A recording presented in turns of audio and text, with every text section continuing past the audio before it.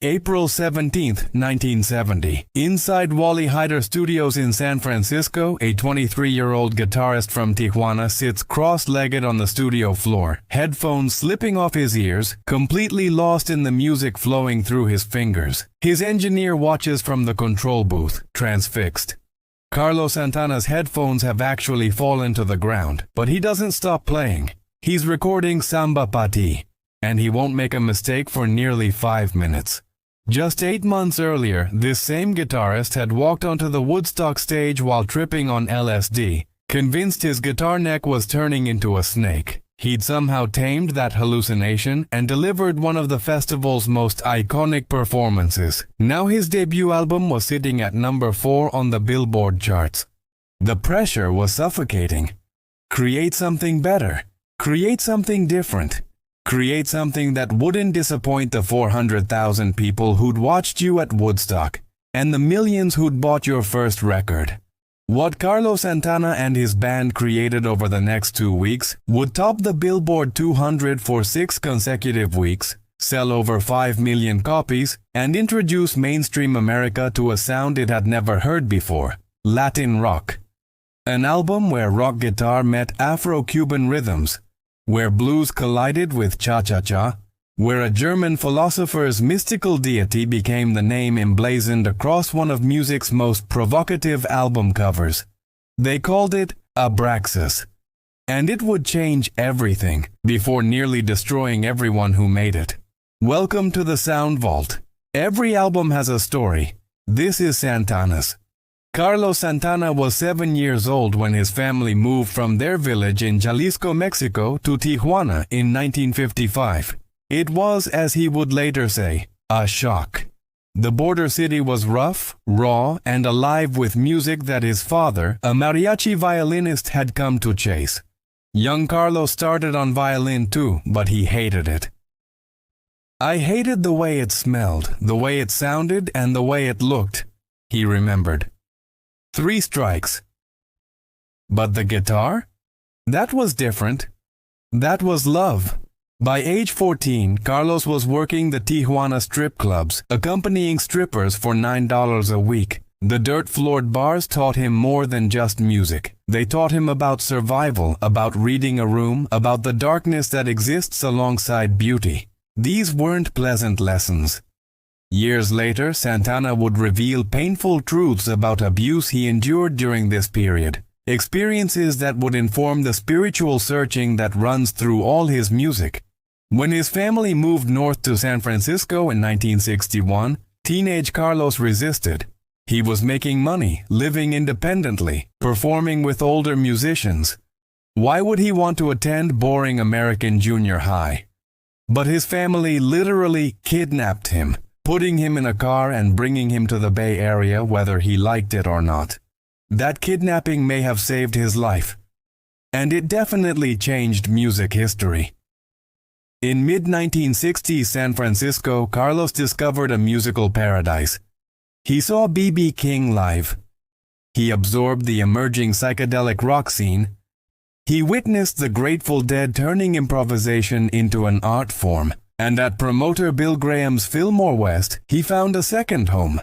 Graham, the legendary New York transplant who ran San Francisco's most important venue, became Santana's champion. When the Paul Butterfield Blues Band's frontman showed up too drunk to perform in 1966, Graham threw together an impromptu jam session and invited Carlos to sit in. The young guitarist's performance was electric enough that he soon formed his own group, the Santana Blues Band. The lineup crystallized in 1968. Carlos on lead guitar, Greg Rowley on keyboards and vocals, David Brown on bass, Michael Shreve on drums, and 2 percussionists, Michael Carabello on congas and Jose Chepito Arias on timbales. This configuration was revolutionary. Congas and timbales weren't rock instruments, but combined with Rowley's Hammond organ and Santana's singing guitar, they created something unprecedented. A sound that was simultaneously Latin, blues, rock, and jazz, yet somehow distinctly its own.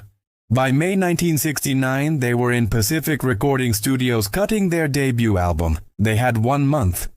They'd been playing most of these songs for years in clubs and at the Fillmore. The recording was raw, immediate, captured live. Then came August 1969. Then came Woodstock. Then came everything. Bill Graham was shrewd.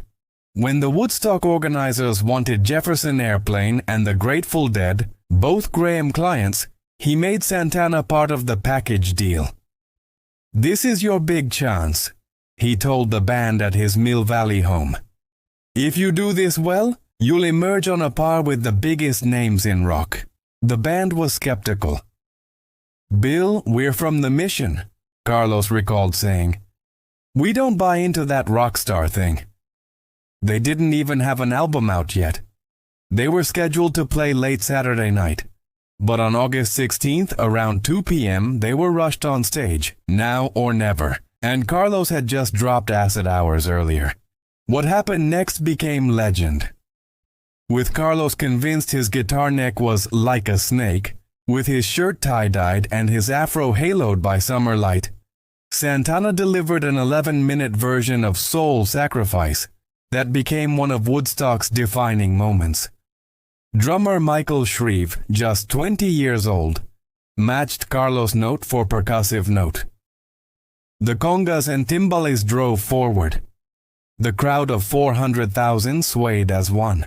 2 weeks later, their self-titled debut album dropped. It shot to number 4. Evil Ways became a top 10 single. Suddenly, the Mission District street musicians were stars. But success brought pressure. The debut had been years of street performances and club residencies finally captured on tape. Now Columbia Records wanted a follow-up. Now radio wanted hits. Now the world expected something. The question hanging over the band in early 1970 wasn't if they could make another album. It was whether they could make something even better without losing what made them special. There was pressure to come up with a follow-up to the first, which was so successful, with something as good or better, Carlos told Rolling Stone years later. The answer lay in pushing further into the fusion that made them unique, and in 2 covers that would define Latin rock forever. On April 17, 1970, Santana entered both Wally Heider Studios in San Francisco and Pacific Recording in San Mateo. They had 2 weeks. Producer Fred Catero, who'd worked with Sly and the Family Stone and crucially had recorded Latin jazz legend Mongo Santamaria, helmed the sessions. "We knew that Fred had recorded with Mongo Santamaria, so he knew how to record congas," Carlos remembered. "I think we were the only ones besides Motown and George Benson who had congas, electric guitars, and Hammond organ, but we brought a lot more street dirt." The band worked fast, recording most rhythm tracks live. The only way to capture the telepathic interaction between the 3 percussionists, Shreve, Carabello, and Arias, and the melodic interplay between Santana's guitar and Rowley's organ. Lead parts and solos would be overdubbed, but the foundation had to breathe. The opening track, Singing Winds, Crying Beasts, emerged from Michael Carabello's percussion vision. A 4.5-minute invocation that sounded like spirits being summoned. Mysterious cymbals crashed like waves. Alberto Gianquinto's piano created an ethereal aura. Then Santana's guitar began wailing and the congas drove forward. It was unlike anything on rock radio. But the album's centerpiece was brewing in Carlos's mind on a Sunday. He approached Greg Rowley with several melodic fragments, beautiful but disconnected. They sat down at the Penguin, the band's rehearsal space, and spent hours arranging what would become Samba Pa Ti, Samba for You. Carlos came to me on a Sunday, as I recall, but we never really practiced on Sundays, Rowley remembered. He had this beautiful melody and he needed to arrange it. He had several pieces and he and I sat down, and we began to arrange it. Pulling parts out, putting parts in and repeating things. The inspiration had come from jet lag. After a European tour, Carlos couldn't sleep and began playing guitar at 3 a.m. The melody poured out, heartbroken, tender, longing. It was just Carlos and Greg's B3 organ, building a song from fragments into something whole. When it came time to record the guitar solo, something magical happened. He was recording it and he had his earphones on. Rolly recalled from the control booth. And his headphones start to come off. They were almost on his nose and on the back of his head, and Fred almost stopped it. But I said, "Wait till he makes a mistake." His headphones actually ended up on the ground. He was so engrossed in what he was playing, and we only stopped it when he finally lost it. Carlos didn't lose it. The take was perfect. Nearly 5 minutes of guitar singing like a human voice, weeping and celebrating simultaneously. Samba Pa Ti would become one of Santana's most beloved instrumentals, played at weddings, quinceañeras, and quiet moments of reflection for generations. But the album needed more than originals. It needed hits. And Greg Rowley knew where to find them. When Fleetwood Mac played the Fillmore West, Carlos Santana sat in the audience, transfixed. Peter Green, the British blues guitarist who'd replaced Eric Clapton in John Mayall's Blues Breakers, was playing a minor key blues called Black Magic Woman. It was hypnotic, mysterious, dangerous. Greg Rowley brought the song from Fleetwood Mac, Peter Green, Carlos remembered. And I remember saying, I can bring a little bit of Otis Rush here and a little bit of Wes Montgomery here. Because I just think like that. It's kind of like a chef. Bring a little bit of oregano and jalapenos and garlic and onions. They transformed Peter Green's brooding blues into something completely new. Santana's version opened with a guitar and bass line adapted from Hungarian guitarist Gabor Szabó's Gypsy Queen. Hammer-ons, pull-offs, slides that sounded like they came from another world. Then the congas entered, then the timbales. Then Rowley's Hammond organ created a vamping riff that locked everything together in a hypnotic, polyrhythmic groove. When they played it at a soundcheck in a Fresno parking lot, Carlos knew immediately. To this day, when I play Black Magic Woman, I think of Otis Rush and Fresno in a parking lot, and it gives me the same results. The other essential cover came from Tito Puente, the Mambo King.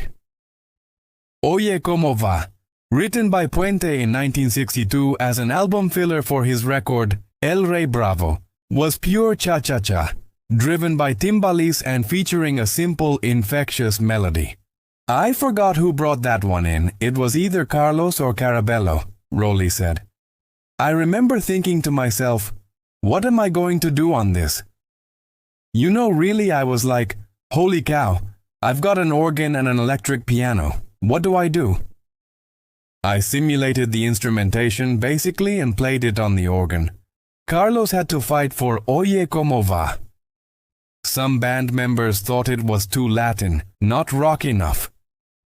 I had to put my foot down, he said, because I thought it was like Louie Louie, a Forever Friday and Saturday party song.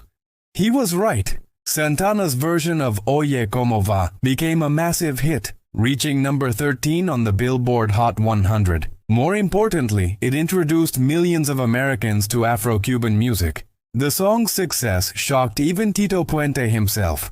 According to legend, Puente went to deposit his quarterly ASCAP royalty check expecting around $35. The bank teller told him they needed to add more zeros. It wasn't 35. It was $35,000. That's a down payment for my new home, Puente exclaimed. Years later, Puente would joke, every time Santana plays Oye Como Va, I get a nice royalty check. He eventually thanked Carlos publicly. Everybody's heard of Santana. Santana, beautiful Santana. He put our music, Latin rock, around the world, man. But amid the creative triumphs, tensions simmered. The band was young. Carlos was 23, Shreve just 22. The sudden fame from Woodstock and the debut album brought money, drugs, and ego. Cocaine was creeping into the scene. Michael Carabello suggested the album title Abraxas, taken from Hermann Hesse's novel Demian. and brought in Mati Klarwein's painting Annunciation for the cover. Decisions that would prove prescient. But creative differences about the band's musical direction were beginning to form fault lines that would soon crack open. September 23, 1970. Abraxas hit record stores wrapped in one of rock's most controversial and celebrated album covers. Mati Klarwein's 1961 painting Annunciation depicted a surreal sensual scene. A bare-breasted black woman, representing the Virgin Mary, sitting with open legs covered only by a dove, while a winged, red-skinned angel, Gabriel, straddles a conga drum pointing heavenward. Fruits, flowers, and fertility symbols filled a psychedelic landscape. It was sacred and sexual, ancient and modern, beautiful and provocative. Carlos had seen the painting reproduced in a magazine and immediately knew it belonged on the album. It was the congas between the angel's legs and the colors, he explained. I just discovered that music and color are food for the soul. The title came from Hermann Hesse's 1919 novel Demian, which had become a Bible for the counterculture. On the back cover, a quote from Hesse appeared. We stood before it and began to freeze inside from the exertion. We questioned the painting, berated it, made love to it, prayed to it. We called it mother, called it whore and slut, called it our beloved, called it Abraxas. Abraxas, the ancient Gnostic deity representing the union of good and evil, light and dark, sacred and profane. The name perfectly captured the album's fusion of opposing forces, rock and Latin, spiritual and sensual, American and Mexican, ancient and modern. Initial critical reception was mixed. Some reviewers praised the band's evolution and ambition. Others found it too eclectic, too experimental, not cohesive enough. Rock purists questioned whether all the Latin percussion was real rock. Latin music traditionalists wondered if the electric guitar and rock arrangements bastardized the sacred rhythms. The public didn't care about any of that. Black Magic Woman Gypsy Queen was released as a single and climbed to number 4 on the Billboard Hot 100. Oye Como Va hit number 13. The album shot to number 1 on the Billboard 200 by the end of 1970 and stayed there for 6 consecutive weeks. It would remain on the charts for 88 total weeks. Santana had done it. They'd created something better than the debut. They'd expanded their sound without losing their identity. They'd proven Woodstock wasn't a fluke. Abraxas would eventually sell over 5 million copies in the United States alone, achieving 5x platinum certification. Around the world, it sold millions more. For Latin musicians, the album's success opened doors that had been locked for decades. For rock audiences, it demonstrated that music could be complex, polyrhythmic, and multicultural, while still being accessible and powerful. For Carlos Santana, it cemented his status as one of rock's guitar heroes. But the triumph came at a price. Before Abraxas, Latin music in America largely meant either the traditional sounds of Mexican mariachi and conjunto, the mambo and cha-cha-cha of New York's Palladium Ballroom, or the novelty hits of Herb Alpert's Tijuana Brass. Rock was white and black, British invasion, American blues, Motown, psychedelia. The two worlds rarely intersected. Abraxas smashed that wall. Suddenly, congas and timbales were rock instruments. Suddenly, covering Tito Puente was as legitimate as covering B.B. King. Suddenly, being Mexican and playing rock guitar wasn't a contradiction. It was revolutionary. Oye Como Va exposed the world to Tito Puente and to Latin music in general, music historian Matt Micucci wrote. The song's success meant Puente, who'd been struggling to keep his big band together, was suddenly getting booked again. Other artists took notice. Eric Burdon and War began incorporating Latin elements. The door Santana opened would eventually lead to crossover phenomena from Gloria Estefan to Ricky Martin to Bad Bunny.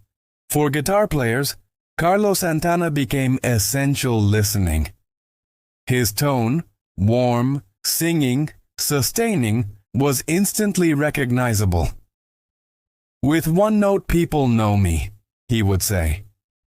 His pentatonic-based solos managed to be both technically accessible and emotionally devastating. Thousands of guitarists learned Samba Pati and Black Magic Woman. Those songs became rites of passage. B.B. King, Carlos's hero, paid him the ultimate compliment. "He has the sweetest tone I have ever heard." The album's influence extended beyond music. The Annunciation cover art became iconic. You'd find it in dorm rooms, head shops, and museums. Mati Klarwein, the painter, watched his career explode. He would go on to create covers for Miles Davis, Bitches Brew, Earth, Wind and Fire, and others. "I saw the album pinned to the wall in a shaman's mud hut in Niger, and inside a Rastafarian's ganja hauling truck in Jamaica," Klarwein marveled. The Library of Congress recognized Abraxas as culturally, historically, or aesthetically significant, selecting it for preservation in the National Recording Registry in 2015. Rolling Stone ranked it among the greatest albums of all time. In 1999, it was inducted into the Grammy Hall of Fame. But perhaps the most important impact was invisible. Abraxas gave permission. Permission for musicians to blend cultures. Permission for rock to incorporate world music elements. Permission to be both commercially successful and artistically adventurous. Permission to honor your roots while pushing boundaries. The cracks appeared almost immediately after Abraxas topped the charts. José Chepito Arias, the Nicaraguan master of timbales, suffered a near-fatal brain hemorrhage in early 1971. Carlos wanted to find a temporary replacement and keep touring. Michael Carabello and others felt it was wrong to perform publicly without Arias. Cliques formed. The democratic collective that had created Abraxas began splintering into competing factions. Then came the drugs. Cocaine was becoming a serious problem. Carlos watched his bandmates, his brothers, begin to deteriorate. "I think that when cocaine entered into the scene for us, it kind of closed us down," drummer Michael Shreve remembered. "We were still playing well, but our hearts and minds had closed down to each other." Financial irregularities surfaced under the management of Stan Markham. Bill Graham, their champion, criticized Markham as incompetent. Money that should have gone to band members disappeared. Trust evaporated. Meanwhile, Carlos was evolving spiritually and musically. He discovered Miles Davis and John Coltrane. He was exploring jazz fusion, meditation, mysticism.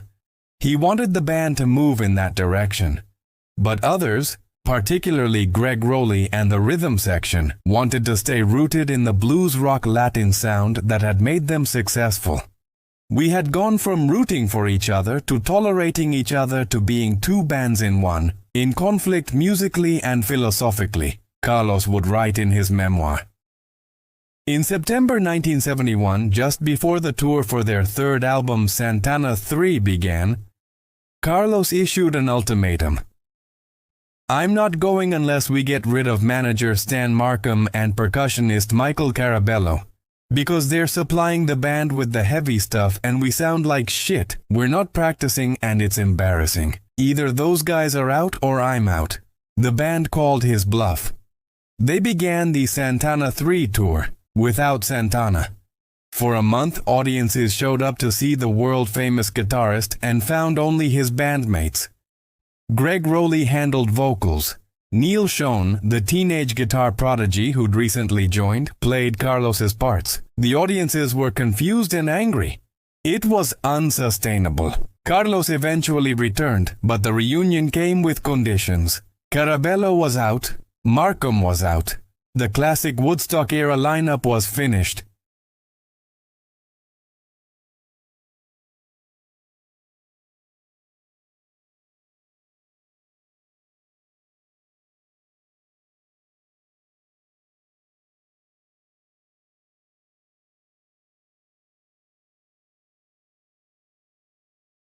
By 1972, when Santana recorded Caravanserai, their first album explicitly embracing jazz fusion, Greg Rowley and Neil Schon were making plans to leave and form a little band called Journey. Michael Shreve and Arias would hold on a few more years before they too departed. The band that created Abraxas would never record together again, until a brief reunion album in 2016, 46 years later. In 1998, both Santana and Fleetwood Mac were inducted into the Rock and Roll Hall of Fame on the same night. Organizers arranged for Peter Green to join Carlos on stage to play Black Magic Woman together for the first time. It was a magical moment. The original composer and the artist who made the song immortal, finally united. That same year, Carlos started the Milagro Foundation to support underprivileged children in the arts, education, and healthcare. The mission was clear: use the success that Abraxas and other albums had brought to give back, to create opportunities for kids like the young boy selling chiclets in Tijuana. A year later, at age 52, Carlos Santana experienced the comeback of comebacks. Supernatural, 1999, featuring collaborations with Rob Thomas, Lauryn Hill, and others, won 8 Grammys and sold 30 million copies worldwide. It surpassed even Abraxas in commercial success. But Supernatural wouldn't exist without Abraxas. The 1970 album established Santana as an artist who could transcend genres, who could collaborate across cultures, who could be both commercially successful and artistically uncompromising. It proved that Latin rock wasn't a novelty. It was a viable, powerful force. Today, Abraxas still sounds revolutionary. The opening percussion of Singing Winds, Crying Beasts still raises goosebumps. Black Magic Woman still casts its spell. Oye Como Va still fills dance floors. Samba Pati still makes people cry. Musicians continue to cite the album as transformative. When artists talk about world music or fusion or cross-cultural collaboration, they're walking through doors that Abraxas opened. The album cover remains iconic, reproduced, parodied, celebrated. Mobile Fidelity SoundLab has released it multiple times on audiophile quality vinyl, treating it with the reverence usually reserved for jazz and classical music. In 2016, they released a limited edition 2LP 45 RPM box set limited to just 2,500 copies worldwide. For the Latino community, Abraxas represents something profound. Proof that you don't have to abandon your heritage to succeed in American popular music. You can bring the congas, you can sing in Spanish, you can honor Tito Puente and B.B. King in the same breath. In 2013, Carlos Santana received Kennedy Center honors. In 2023, Rolling Stone named him the 11th greatest guitarist of all time. But perhaps the album's greatest legacy is the most personal. That 23-year-old Mexican immigrant who sat on a Wally Heider Studios floor in April 1970, headphones falling off while he poured his soul into a guitar, he showed millions of people that genius has no borders. That fusion isn't dilution. That honoring multiple identities makes you stronger, not weaker.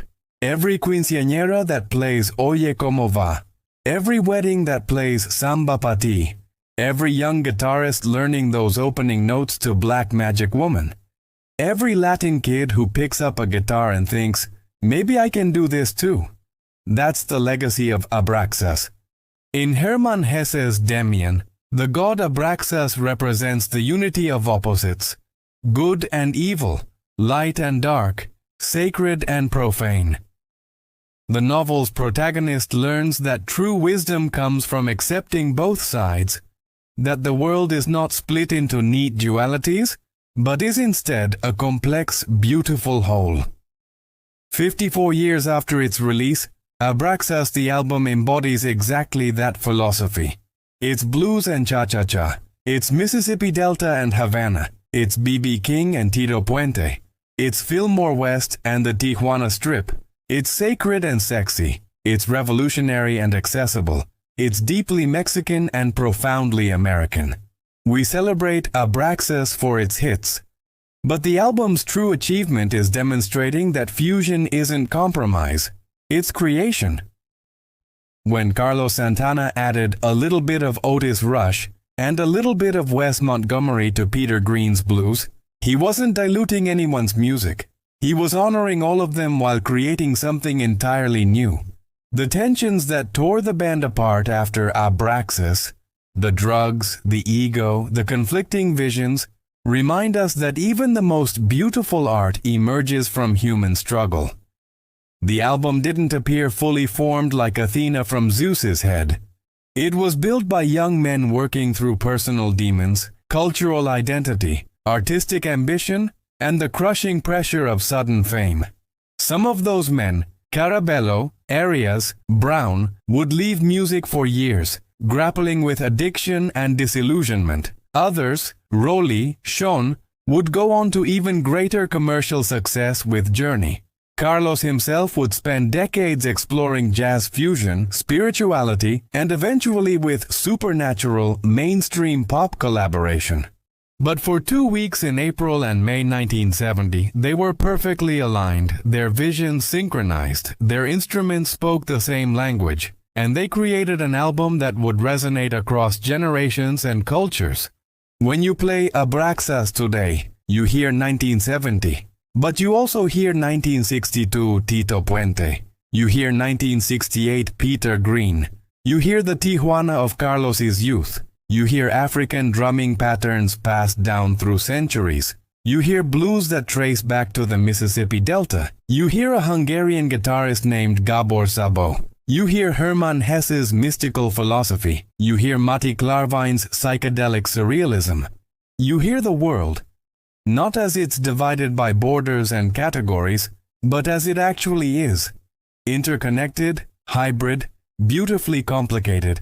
That 23-year-old lying on a studio floor, headphones on the ground, guitar singing in his hands, he understood something fundamental about music and humanity. That our differences make us richer. That honoring tradition and embracing innovation aren't opposites. That you can be completely yourself while being open to everyone else. Abraxas went #1 on the Billboard 200. It sold 5 million copies. It won Grammy nominations. It's preserved in the Library of Congress. But its real triumph is simpler. It made people dance. It made people cry. It made people fall in love. It made people pick up guitars. It made people proud of where they came from. It made people believe that music has no borders, only possibilities.